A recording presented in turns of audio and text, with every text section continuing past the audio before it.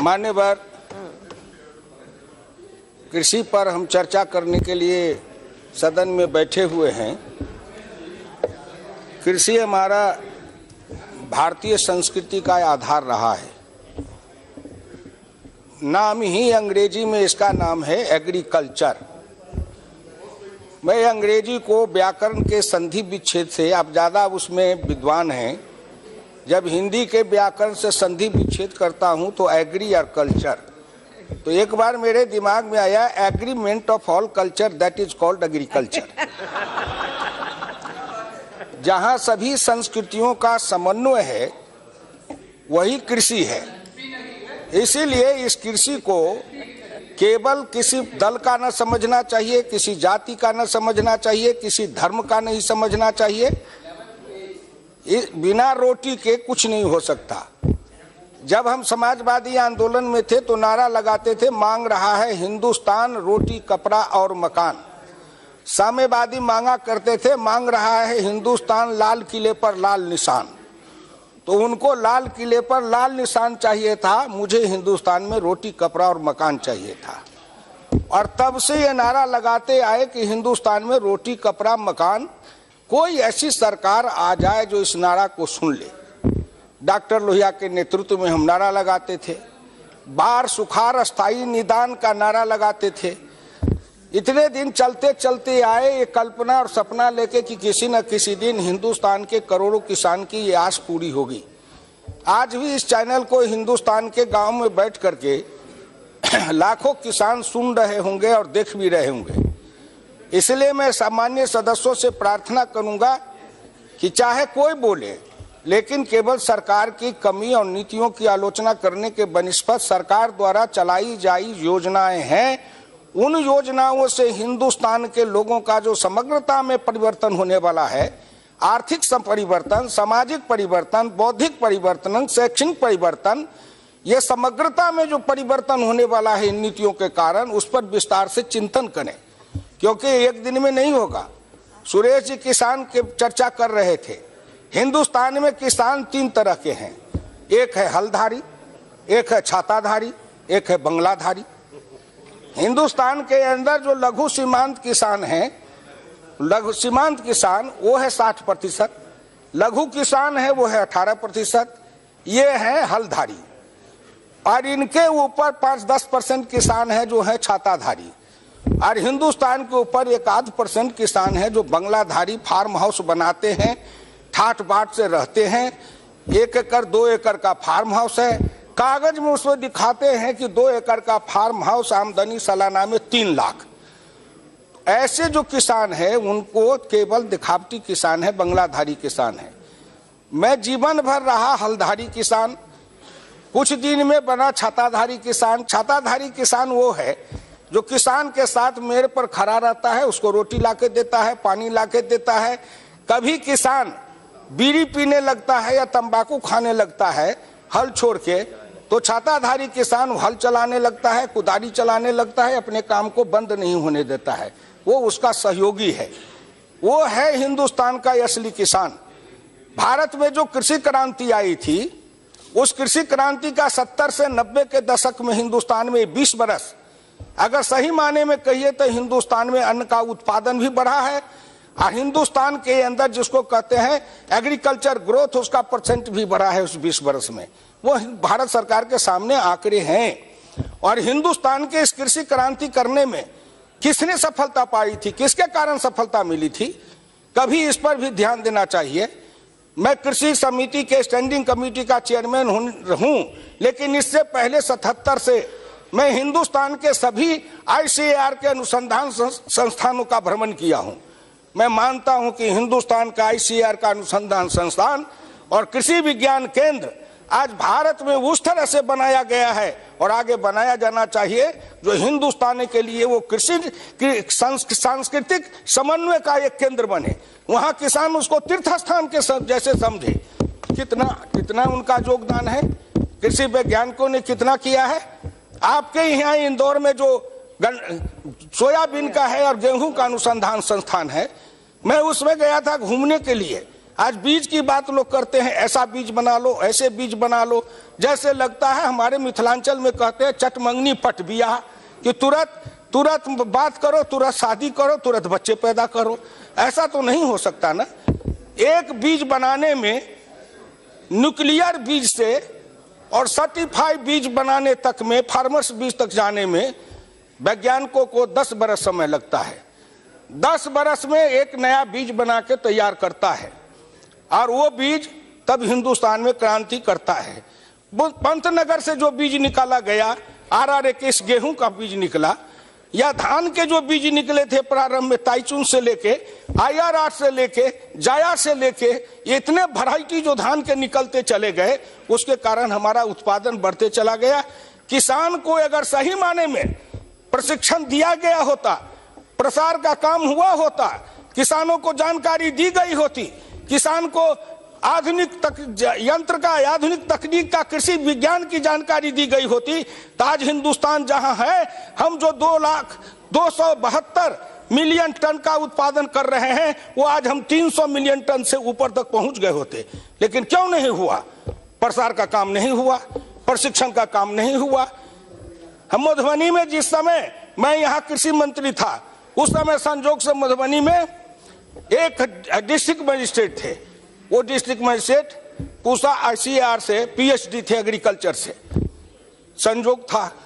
वहां हमने प्रयोग किया कि कैसे हम किसानों को ट्रेनिंग दे सकते हैं। तो हमने फार्मर्स में से ट्रेनर चुना, प्रशिक्षित किया, गांव के किसानों को ट्रेनिंग दे करके प्रशिक्षित किया, और उसके द्वारा फिर किसानों को प्रशिक्षित कराने लगे। जो हमारा मॉडल बना है बिहार में, नीतीश कुमार ने रोड मैप जो बनाया है एग्रीकल्चर का, उसमें इनको इंट्रोड्यूस किया है कि किसान को किसान से प्रशिक्षित दिलाओ, किसान किसान को समझावे, किसान किसान को पढ़ावे, खग जाने खग ही के भाषा। किसान है वो देसी बोली बोलता है, और उनको समझाने के लिए बिलायती भाषा वाले चले जाते हैं। वो क्या समझेगा? उनके भाषा में समझाओ। लोक भाषा, लोक भूषा, लोक भोजन, लोक भवन, लोक कला, लोक संस्कृति, तब लोक देव, और तब बनेगा लोकतंत्र। नहीं तो ये फर्जी लोकतंत्र चलता रहा है देश में। अब असली लोकतंत्र की स्थापना की ओर हम बढ़ रहे हैं, और वो किसान इसमें हमारा सहयोगी बनेगा। इसलिए मैं आपसे प्रार्थना करना चाहता हूं। सुरेश जी कह रहे थे ऐसा होना चाहिए, वैसा होना चाहिए। भाई करते थे सो क्यों किया, अब करी क्यों पछताए। अब वो ये पेड़ बबूल के तो आम कहां से खाए।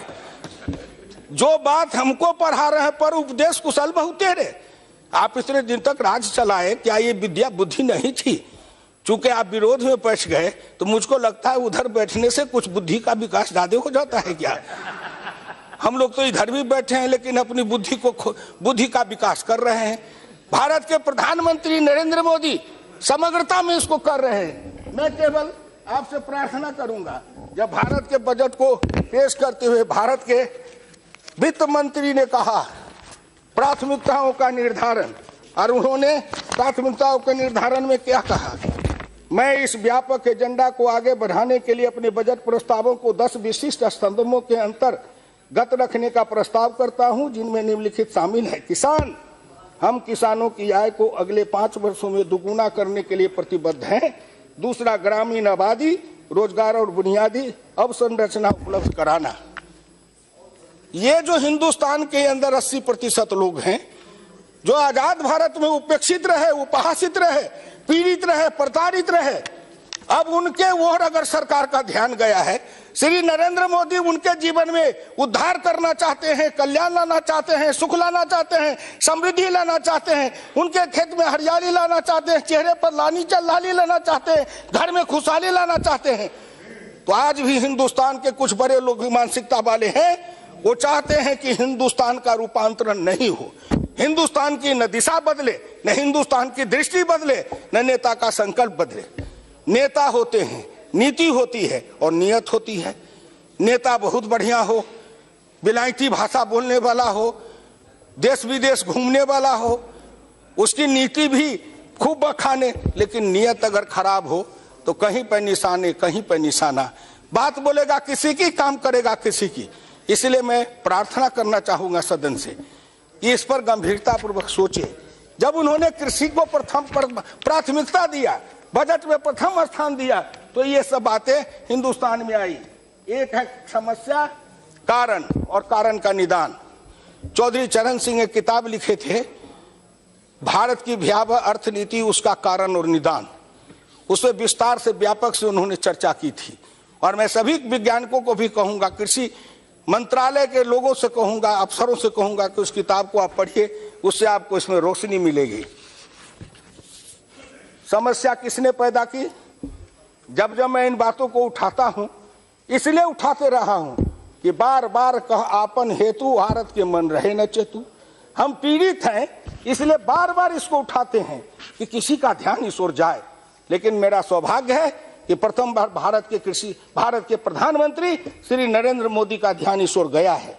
हम उस समय से आवाज लगाते आ रहे थे, मिथिलांचल में अपनी भाषा में गाते थे, कखन हरब दुख मोर हे भोला बाबा, कखन हरब दुख मोर, दुख ही जन्म भेल दुख ही गमावल, सुख सपनहु नहीं भेल हे भोला बाबा, कखन हरब दुख मोर।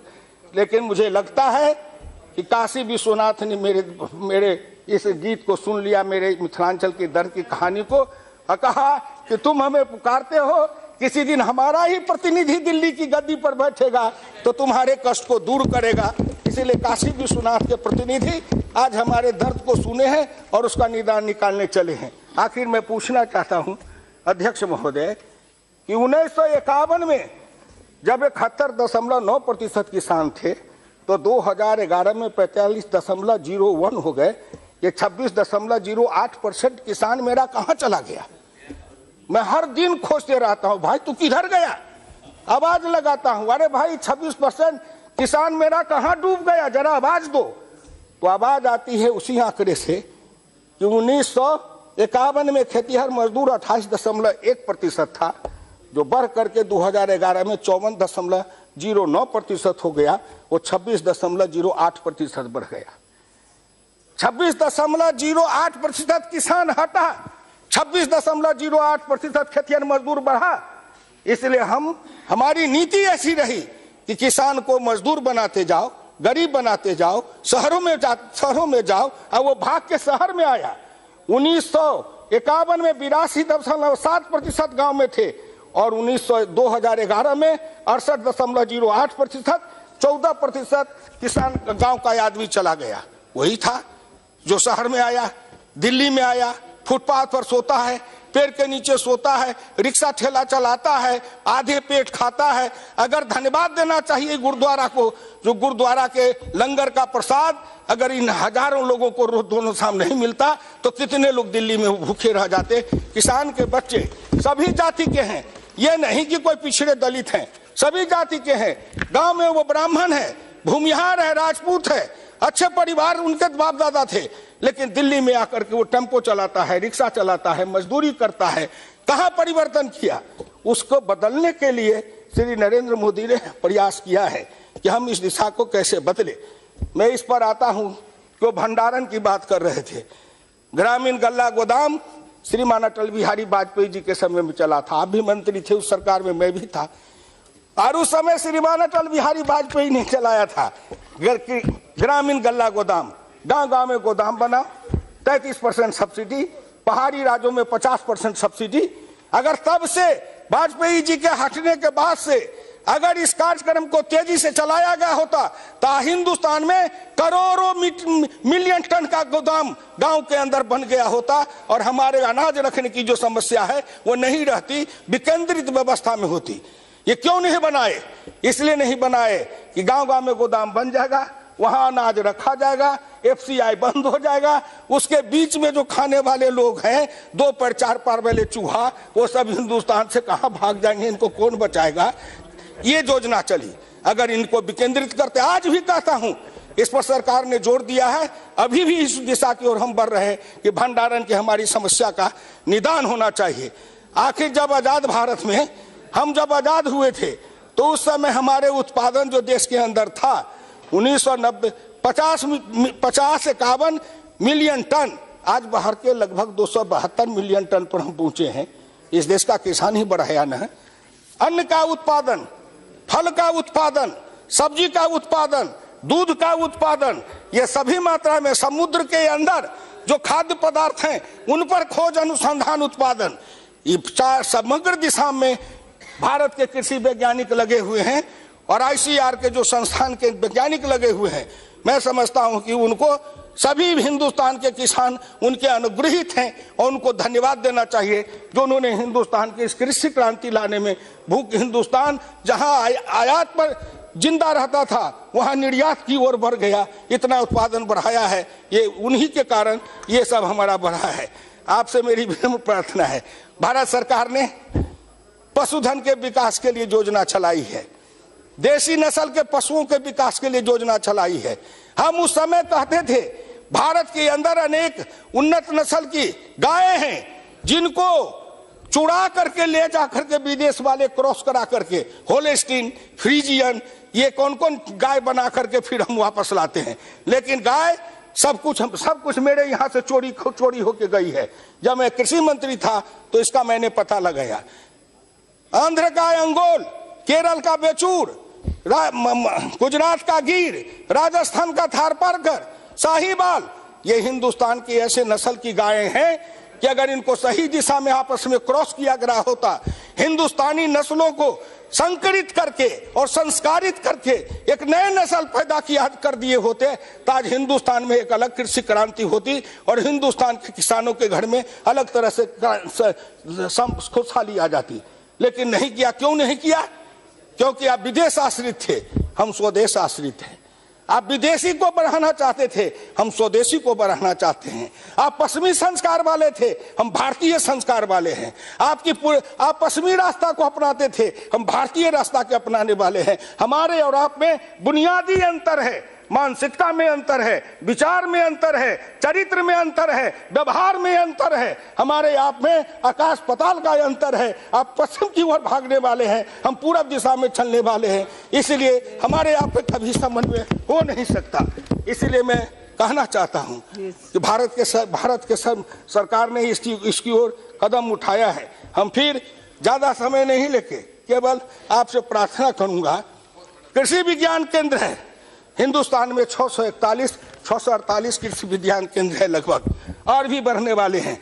मैं पूछना चाहता हूं, इन कृषि विज्ञान केंद्रों को मजबूत क्यों नहीं बनाया गया? कहीं कृषि विज्ञान केंद्र में जमीन है तो चार दीवारी नहीं है, कहीं कृषि विज्ञान केंद्र है तो वैज्ञानिकों के लिए मकान नहीं है, कहीं है तो प्रयोगशाला नहीं है। मेरे क्षेत्र में कृषि विज्ञान केंद्र, महिला उसकी प्रभारी, मैं गया था उसमें कार्यक्रम का उद्घाटन करने, अध्यक्ष महोदय, और मैं शर्म से मेरा सर झुक गया जब मैंने कहा कि यहाँ कहीं टॉयलेट है तो कहीं नहीं है, एक है। मैं उसमें गया तो मुझे लगा कि वोमिटिंग हो जाएगा। मैं तुरंत कृषि मंत्री जी को पत्र लिखा और आईसीआर के महापात्रा जी जो डीजी हैं उनको मैंने फोन किया कि साहब कैसी दुर्दशा है।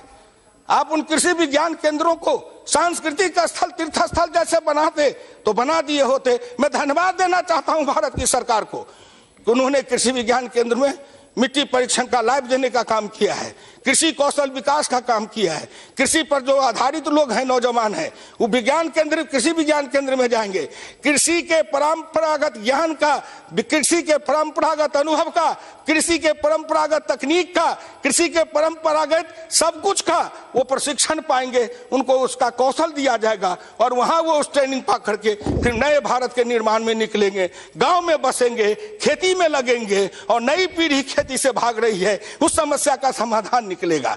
एक बात और कहना चाहूंगा, इन्होंने एक योजना चला दी मनरेगा।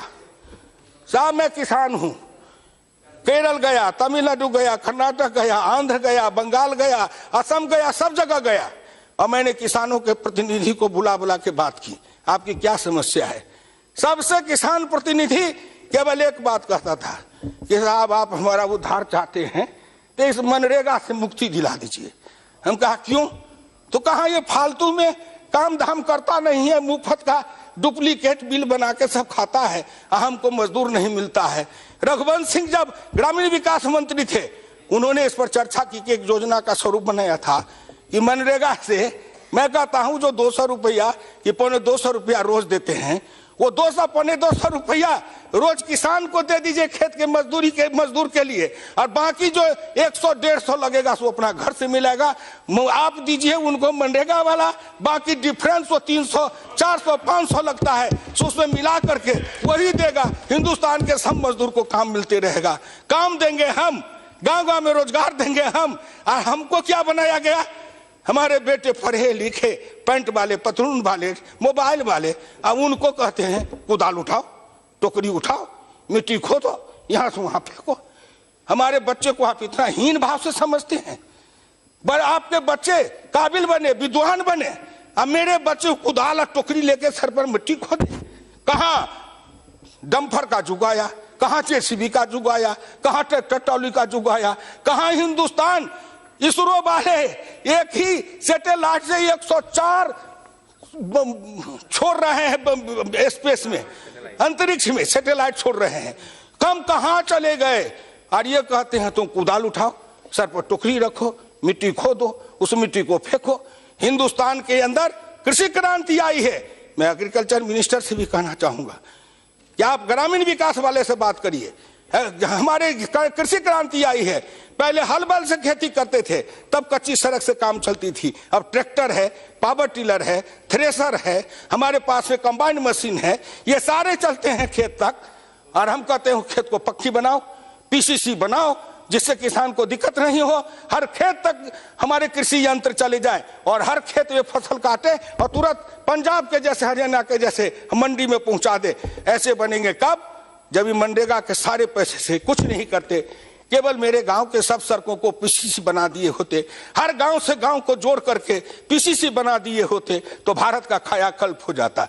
इसलिए कि दृष्टि ग्रामीण नहीं थी, दृष्टि किसान वाली नहीं थी, इसलिए वो सुर नहीं गए। इसलिए मैं प्रार्थना करना चाहूंगा, राष्ट्रीय कृषि विकास योजना चली, उससे किसानों में क्रांति आई। हमारे आपके समय में ही श्रीमान अटल बिहारी वाजपेयी ने इस योजना को शुरुआत किया था। उससे किसानों को यंत्र मिलने लगे, कृषि की सामग्री मिलने लगी, उपकरण मिलने लगा, उसमें चलने लगा। बाद में चल के इनके राज में वो चाइनीज पावर टिलर मंगा करके 60,000 का पावर टिलर 1,75,000 में किसानों को बिकवाने लगे। मैं भारत सरकार को धन्यवाद दूंगा कि हम लोगों ने इस ओर ध्यान दिलाया, कि उन्होंने कमेटी बनाई है। आईसीआर के डीजीजी सुंदरम साहब इस कमेटी के चेयरमैन बने हैं और उनको अपना रिपोर्ट भारत सरकार को दे रहे हैं। मैं कृषि मंत्री जी से मांग करूंगा कि उनके रिपोर्ट की दिशा में भारत सरकार को कार्रवाई करना चाहिए, इस पर सोचना चाहिए। यह कृषि विकास योजना से कितना हुआ? कृषि सिंचाई योजना, सब मिलकर के आएंगे, कहेंगे इतने आंकड़े देंगे। मैं ये कृषि विकास सिंचाई योजना अमल में लाता है कौन? भारत सरकार पैसा देती है, कार्यकारी एजेंसी है राज्य सरकार। भारत सरकार की फसल बीमा योजना है, बिहार की सरकार टाल मटोल करती रही, लाख बहाने करती रही, नहीं बना पाए। उत्तर प्रदेश में कृषि ये बीमा योजना सही ढंग से चालू नहीं हुआ, किसानों को लाभ नहीं मिला। बिहार में पाछे चला, उतना लाभ नहीं मिला। तो ये फसल बीमा योजना लागू करेगी बिहार राज्य सरकार, एजेंसी चुनेगी राज्य सरकार, हिस्सा अपना देगी राज्य सरकार, हम अपना हिस्सा देंगे। भारत सरकार को धन्यवाद देना चाहिए कि उसमें जो किसान को लगता था किस्त, वो किस्त की दर इतना कम है कि उसका कोई ठिकाना नहीं है, वो कोई दे सकता है। हमारे पास में आंकड़े हैं, उसमें जितने कृषि विकास फसल बीमा योजना है उसमें बंगाल में ज्यादा हुआ। मैं कारण पूछा तो बंगाल की सरकार ने किसान का जो किस्त है 2%, 1.5%, उसने सरकार ने अपने तरफ से जमा कर दिया, इसलिए वहां की फसल बीमा योजना ज्यादा लागू हुई। इसलिए आपसे कहूंगा कि राज्य सरकारों को इस पर ध्यान देना चाहिए। ये हमारी सिंचाई योजना है, ये सिंचाई योजना पर क्या ध्यान दिए? पश्चिमी कोसी नहर बिहार में 1960 में पंडित जवाहरलाल नेहरू जी ने शिलान्यास किया। साहब जवाहरलाल जी गए, इंदिरा जी गई, राजीव जी गए, कौन कौन साहब आ गए, नरसिंहा राव गए, मनमोहन जी गए, आते गए गाते गए, और आज तक वो योजना यूं की यूं खड़ी है। मेरी खेत चली गई, उसमें नहर बना दिया, न जमीन में पानी आता है, न हमारी खेत में फसल पैदा होती है, मार के रख दिया इतने दिन से। लेकिन इन्होंने कई करोड़ रुपया दिया है भारत सरकार ने, पुरानी योजना को लंबी योजनाओं को पूरा करने के लिए इनकी दृष्टि है। इसलिए मैं कहना चाहता हूं, अगर सभी छोटी छोटी नहरों को खुदाई कर दी गई होती, मृत नदियों की खुदाई कर दी गई होती, और गुजरात के जैसे अगर हजारों चेक डैम छोटे बड़े बना दिए गए होते तो हिंदुस्तान के खेत खेत में पानी पहुंच गया होता। इस पैसा में क्यों नहीं लगाए? क्योंकि उस ओर दृष्टि नहीं गई।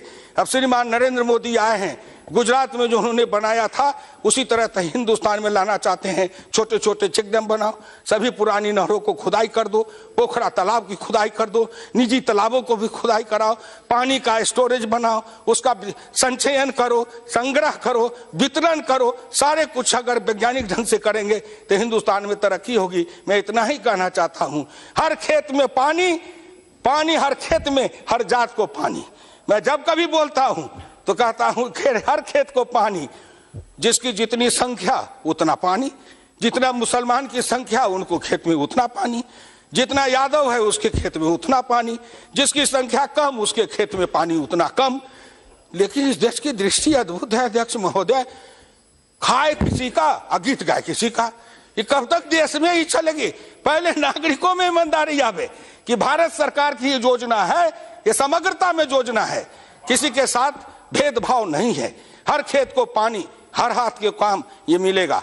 आखिर में मैं कहूंगा, जब हमारे किसान के बेटे को भरपेट अन्न मिलेगा, फल मिलेगा, सब्जी मिलेगी, दूध मिलेगा, अंडा मिलेगा, अंडा की संख्या बढ़ी है, अब हर 6 साल में 66 अंडा आदमी को खाने के लिए मिल रहा है। वो अंडा का उत्पादन बढ़ा है, मछली का उत्पादन बढ़ा है, सब्जी का उत्पादन बढ़ा है। मेरा गांव उतना संपन्न नहीं है, लेकिन मेरे गांव में जहां पूरे गांव में लोग 12-15 किलो सब्जी खाते होंगे अध्यक्ष जी, तो बहुत बड़ी बात। लेकिन आज मेरे गांव में 10 क्विंटल सब्जी रोज बिकती है। मैंने पूछा कि भाई इतनी सब्जी कैसे खा रहे? तो कहा लोगों के पास में खुशहाली आई है। और नीतीश कुमार को धन्यवाद जो उन्होंने शराब की बंदी कर दी, अब पैसा उधर नहीं फूक करके खूब सब्जी खा रहा है, खूब दूध पी रहा है, और इस तरह उनकी घर की उन्नति बढ़ रही है। इसीलिए मैं कहूंगा कि अन्य हिंदुस्तान को आत्मनिर्भर बना है तो उन वैज्ञानिकों ने फल का उत्पादन बढ़ाया है, मछली के नए किस्म निकाले हैं, फल के नए किस्म निकाले हैं, सब्जियों के नए किस्म निकाले हैं, अधिक उत्पादन देने वाले निकाले हैं, गुणवत्ता वाले निकाले हैं, उनका प्रसंस्करण ठीक से हो उसका निकाला है। 1 साल में नहीं, माननीय श्री नरेंद्र मोदी को मैं हिंदुस्तान के गांव गरीब किसान मजदूरों से कहूंगा कि तुम 1 साल 2 साल नहीं, 2024 का चुनाव आएगा, तब 2024 तक नरेंद्र मोदी को जिताते जाओ, तब देख लेगा हिंदुस्तान दुनिया का सबसे 1 नंबर देश बनेगा, विश्व का सबसे शक्तिशाली राष्ट्र बनेगा। क्योंकि नेता सही है, नीति सही है, और सबसे बड़ी बात की नीयत भी सही है। अब नेता सही है, नीति सही है, नीयत भी सही है। हे किसान, आपसे मैं कहना चाहता हूं, जैसी नीयत वैसा फल। आपकी जैसी नियत थी वैसा आपने पाया, हमारी जैसी नियत है वैसी हमारी नियति बन रही है। आप क्यों घबराते हैं कि हमने क्या कमाल किया है? अभी क्या देखे हो? उत्तर प्रदेश तो एक टेलर है। आने वाली चिंता करो कि 2019 में जब संपूर्ण भारत में ऐसे ही महाक्रांति आएगी, तब आप देख लेना कि हिंदुस्तान के लोग क्या चाहते हैं। आप उन गरीबों की पीड़ा नहीं समझते हो, बात नहीं समझते हो, भावना नहीं समझते हो, उनका दुख दूर करना नहीं चाहते हो, इसलिए आपकी ये गति हुई है। इसलिए मैं सबसे कहना चाहूंगा, सभी राजनीतिक दलों से कहना चाहूंगा, बदलो, अपने को बदलो, रूपांतरित करो, समाज के अनुसार, देश के अनुसार, काल के अनुसार रूपांतरित करो। और हिंदुस्तान के किसान के लिए जितनी योजनाएं इसमें लिखी हुई है, मैं पढ़ने लगूंगा तो 2 घंटा से कम नहीं लगेगा। इतनी योजनाएं हैं, और सब योजनाओं का मूल्यांकन मैं करता हूं, तो मैं कभी कभी सोचता हूं कि जिस दिन ये सारी योजनाएं लागू हो जाएगी तब कैसा देश बनेगा। तो मुझे लगता है जोगी अरविंद का सपना पूरा होगा कि उस दिन धरती का स्वर्गीकरण हो जाएगा, भारत का स्वर्गीकरण होगा। विवेकानंद का सपना अधूरा था, वो पूरा हो रहा है। जोगी अरविंद का धरती का स्वर्गीकरण का सपना अगर कभी पूरा होगा तो वो सपना श्री नरेंद्र मोदी के नेतृत्व में भारत में पूरा होगा। और जिस दिन गांव गरीब किसान का स्वर्गीकरण होगा, रूपांतरण होगा, उस तरह से भारत सरकार की नीति है। मैं किसान होने के नाते, मेरा पूर्वज किसान, मेरे पिताजी हल चलाए, मैं हल चलाया, भैंस के पीठ पर गीत गाया, और आज मैं इस संसद में हूं और उस कामना के साथ आया। लोहिया ने कहा था, तुम मेरी राह पर सीधे चलते जाना, याद रखना हुकुमचंद, एक न एक दिन कोई ऐसा पिछड़ा का बेटा आएगा जो हिंदुस्तान का प्रधानमंत्री बनेगा, उस दिन तेरी सभी कामनाएं पूरी होगी। मैं डॉक्टर लोहिया यहीं उधर बैठते थे, उनकी आत्मा से कहना चाहता हूं कि आप भी किसी दिन आकर के यहाँ घूमो, देखो, और कहीं त्रुटि हो तो आप सपना में भी कुछ कह दो कि उस दिशा की ओर बढ़े।